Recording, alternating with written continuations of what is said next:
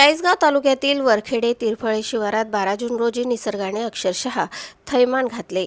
अचानक आलेल्या जोरदार वादळी वाऱ्यामुळे केळी उत्पादक शेतकऱ्यांचे प्रचंड नुकसान झाले असून अनेकांच्या डोळ्यासमोर त्यांच्या वर्षभराच्या कष्टांची राखरांगोळी झाली आहे। दिवसरात्र मेहनत करून आणि कर्ज काढून मोठा खर्च करून उभ्या केलेल्या केळी बागा काही मिनिटांच्या वादळातच जमीनदोस्त झाल्या। शेतकऱ्यांनी मोठ्या आशेने जोपासलेली पिके आडवी पडल्याने संपूर्ण परिसरात हळहळ व्यक्त होत आहे।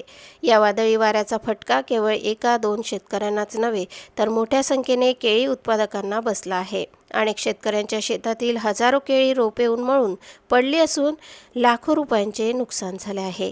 सुनील जामसिंग कछवा यांचे सुमारे 3,300 रोपे, मोहळ बळीराम जगताप यांची 5,000 रोपे, ज्ञानेश्वर अशोक गवारे यांची 4,000 रोपे, रूपसिंग हटेसिंग पवार यांची 2,500 रोपे आणि मंगलसिंग कोमलसिंग पवार यांची तब्बल 5,500 रोपे जमीनदोस्त झाले आहेत। याशिवाय परिसरातील अनेक शेतकऱ्यांच्या बागांनाही मोठा फटका बसल्याची माहिती समोर येत आहे। केळी हे खर्चिक पीक मानले जाते।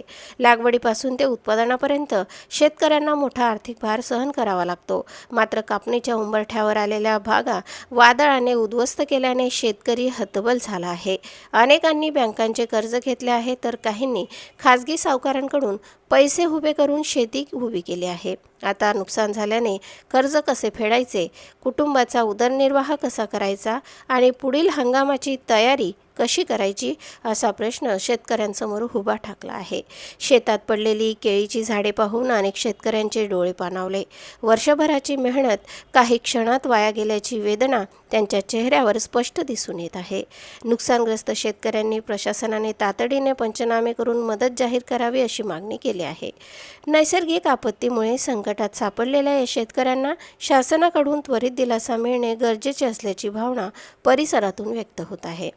वरखेडे तिरफळे शिवारातील हे दृश्य पाहिल्यानंतर पुन्हा एकदा प्रश्न उपस्थित होत आहे। शेतीवर अवलंबून असलेल्या शेतकऱ्यांच्या आयुष्याशी निसर्गाचा हा खेळ आणखी किती काळ सुरू राहणार? आज या शेतकऱ्यांना आधाराची, मदतीची आणि संवेदनशील प्रशासनाची नितांत गरज आहे।